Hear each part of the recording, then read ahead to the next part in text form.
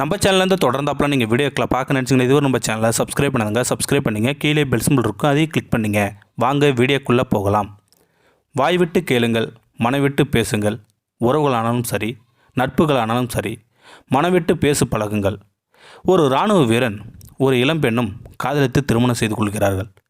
3 மாதத்தில் போர் ஏற்பட இராணுவ வீரன் போருக்கு போக வேண்டியதாகி விடுகின்றது. அவன் போகும்போது மனைவி கர்ப்பிணி.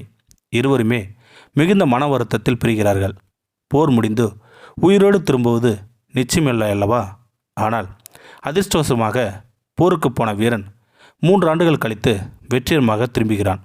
விமான தளத்தில் அவன் மனைவியும் மகனும் அவனுக்காக காத்திருக்கிறார்கள். மனைவியும் மகனையும் ஆனந்தமாக கட்டி அணைத்துக் கொள்கிறான் அந்த இராணுவ வீரன். அந்த இராணுவ வீரன் அவன் கண்ணிலும் மனைவி கண்ணிலும் ஆனந்த கண்ணீர். வீடு திரும்புகிறார்கள். கணவனுக்கு பிடித்த சமையல் செய்ய சாமான்கள் வாங்கி வர மனைவி மார்க்கெட்டுக்கு செல்ல வீட்டில் மகனும் தந்தையும் மட்டுமே இருக்கிறார்கள். கூச்சத்துடன் ஒதுங்கி நின்ற மகனை பார்த்து வீரன் கேட்கிறான், அப்பாவுடன் ஏன் பேச மாட்டேங்கிறாய் என்று. அந்த சிறுவன் சொல்கிறான். குழப்பத்துடன் தந்தையை பார்த்துவிட்டு சொல்கிறான், நீங்கள் ஒன்றும் என் அப்பா இல்லை. பின் யார் உன் அப்பா என்று வீரன் கேட்கிறான். தினமும் என் அம்மா நிற்கும்போது நிற்பார், அம்மா உட்காரும்போது அவரும் உட்காருவார், படுக்கும்போது அவரும் கூட படுத்துக்கொள்வார். அவர்தான் என் அப்பா என்று அம்மா சொல்லியிருக்கிறாள் என்று சொல்கிறான். வீரனுக்கு காதில் ஈயத்தை காட்சி ஊற்றுவது போல் இருந்தது. மனைவி ஜாமான்கள் வாங்கி கொண்டு வந்த பின் கணவனிடம் திடீர் மாற்றத்தை கண்டாள். அவள் சமைத்ததை உண்ணவில்லை. அவளை அவன் தொடவில்லை. அவன் அருகில் வருவதை கூட அவன் மறுத்துவிட்டான். 2 நாட்கள் இப்படியே நிகழ மனைவி மனமுடைந்து தற்கொலை செய்து கொள்கிறாள். மனைவி இறந்த அன்று இரவு தந்தையும் மகனும் படுத்துக்கொள்ளச் செல்லும்போது தந்தையின் நிலையை காண்பித்து மகன் சொல்கிறான், இதோ என் அப்பா என்று. திகைத்த வீரன் மகனை விசாரிக்கும்போது உண்மை வெளிவந்தது. தாயின் நிலையை பார்த்து மகன் ஒரு நாள் இது யார் என்று வெகுளித்தனமாய் கேட்டபோது மகன் தந்தை அருகில் இல்லாத குறையை உணரக்கூடாது என்று அவள் இதுதான் உன் தந்தை என்று சொல்ல சிறுவன் அன்றிலிருந்து அந்த நிலையிலே தந்தையாக நினைத்து வந்திருக்கின்றான். வீரன் தாங்க முடியாத குற்ற உணர்ச்சியாலும் துக்கத்தாலும் மனமுடிந்து போகிறான். இந்த கதையில் மகன் சொன்னதை கேட்ட வீரன் தன் மனைவியுடன் விளக்கம் கேட்டிருக்கலாம். மனைவியும் கணவனிடம் நடவடிக்கை பற்றி விளக்கம் கேட்டிருக்கலாம்.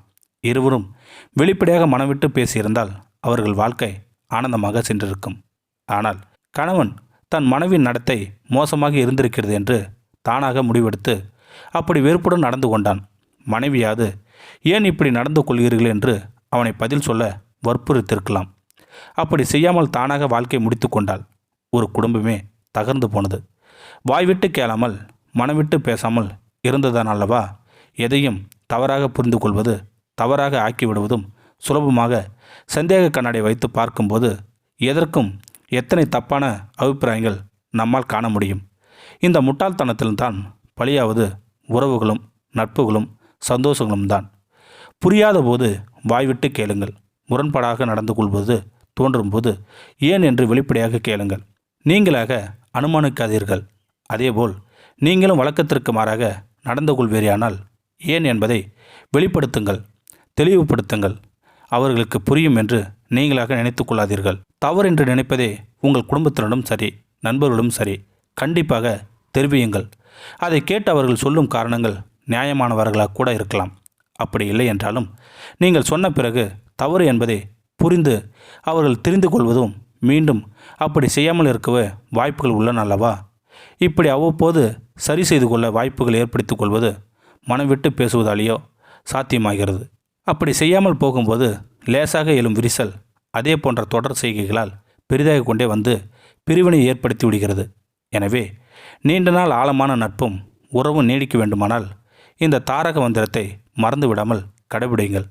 வாய்விட்டு கேளுங்கள், மனவிட்டு பேசுங்கள். இந்த வீடியோ உங்களுக்கு பிடிச்சிருந்தா கமெண்ட் பாக்ஸில் கமெண்ட் பண்ணுங்கள். கூட உங்கள் ஃப்ரெண்ட்ஸுக்கு ஷேர் பண்ணுங்கள். இதுவரை நம்ம சேனலை சப்ஸ்கிரைப் பண்ணுங்கள். கீழே பெல் சிம்பிள் இருக்கும், அதையும் கிளிக் பண்ணுங்கள். தேங்க்யூ ஃபார் வாட்சிங்.